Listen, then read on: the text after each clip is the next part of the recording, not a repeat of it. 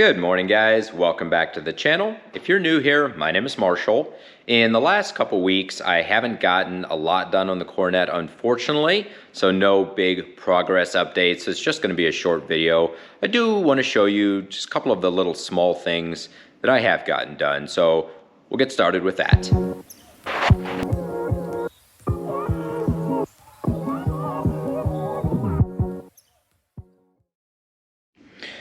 So if you watched the last episode, you saw that we got the center console bolted into place.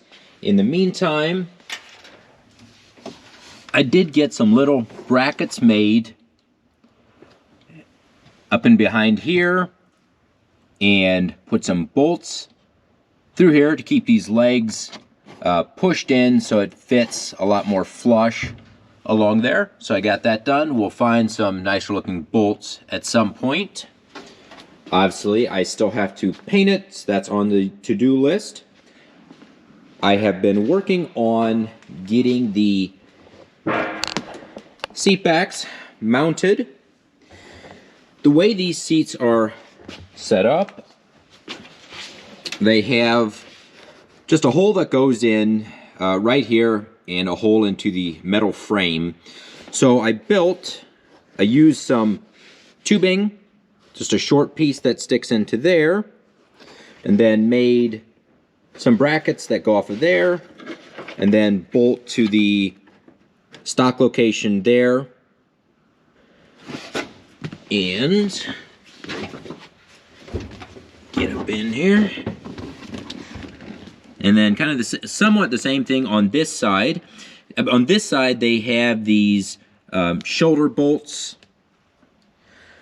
that thread in. So same way, I build a bracket, connects down to the floor and bolts in there because it needs to be removable. So that side's done.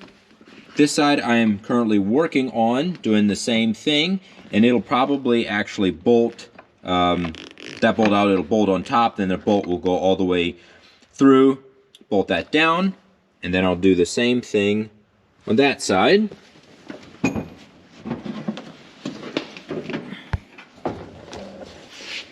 So with that, the seats can flip forward like that, and you could theoretically put, something bigger in the trunk and stick it through here. Now, one thing I haven't decided for sure on that is both the Coronet and the Crown Vic had basically X braces that connected the floor up to the parcel shelf, which I may add back in, so that'll kind of limit on what big stuff you can put through here.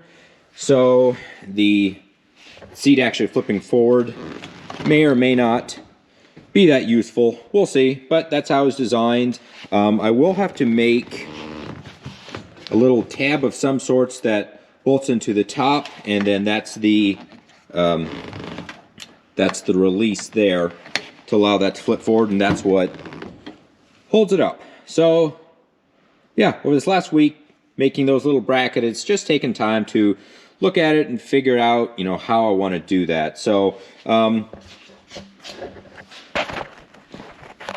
that is about it for the what I've actually gotten done. So I kind of want to just talk a little bit about where we're at just with the whole project. And sorry, I put my little light diffuser back on here. Here we go. Kind of where we're at and kind of some of the things that I still have to do next. Some of the biggest things is I want to get it up on the lift and get the brake lines and fuel lines, and there's a vent line. I want to get those all reconnected, and then theoretically it should run and technically drive again. That way at least it's movable without just having to push it everywhere. So that's going to be probably one of the next main things. I have to finish welding up the inner fender well on this side, and then still make a little patch panel for there. So that's not too hard. Then finish welding both the inner panel here and here. Got some plecos. Oh, and the exhaust. We have to reconnect the exhaust and extend that a little bit as well. I'm going to be keeping just the stock exhaust at this point, just to keep it nice and quiet. Down the road, we'll see. I don't know what we're going to do. So finishing that. And I also need to finish the rear fender, which is still sitting over here.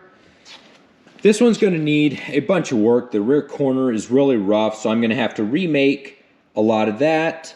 The shape of the fender arch here, I've already cut some out to help it clear better. I don't really love at this point quite how it's shaped, so I'm not sure what I'm going to do with that. Maybe a little bit of work involved with that. So do that. I need to do the same thing on this side, so that's kind of some of the more major sheet metal stuff. I have to completely rebuild the sheet metal that runs along underneath the trunk there. The old one was completely rusted out and gone. And I would like to incorporate a hitch into it as well. That way if I ever want to tow just like a little trailer or a little camper or something like that, I can. So I think that would be kind of cool. How often do you see a 51 Coronet pulling a little trailer? So we'll see. So I need to probably just getting a Crown Vic hitch and just integrating it into it. So I want to get that so I can kind of build the sheet metal around that to hide it. I don't want it to stick out a bunch. What else? There's a lot of work that's still going to be involved in the front end. One of the biggest things I have not figured out yet is incorporating hood hinges in somewhere in this vicinity. I'm not sure how that's going to work. I'll probably have to just simply go with a set of aftermarket billet ones. I need to get that figured out. That's definitely going to be some work. The front end here, we did lean the radiator back. I may have already mentioned this in a previous episode, so if I'm repeating myself, I apologize for that. But so we leaned it back to give us more clearance. I've set the hood on, and it does just clear the front here. It's close, so I probably won't be able to run a stock hood latch in the center, which is not a big deal at all. We'll run either some hood pins or like arrow catches, if you're familiar with what those are. Basically some aftermarket latches to hold the hood.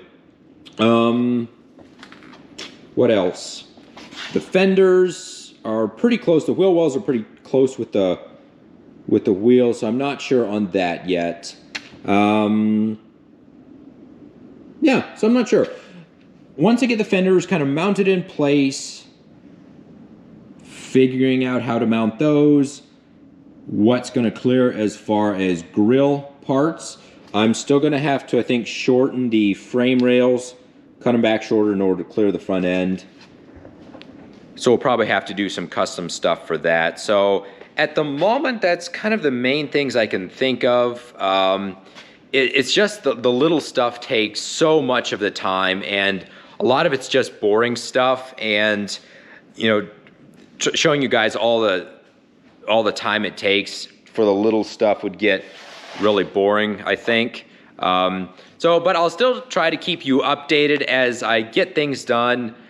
It's not as big and noticeable as a lot of the previous stuff.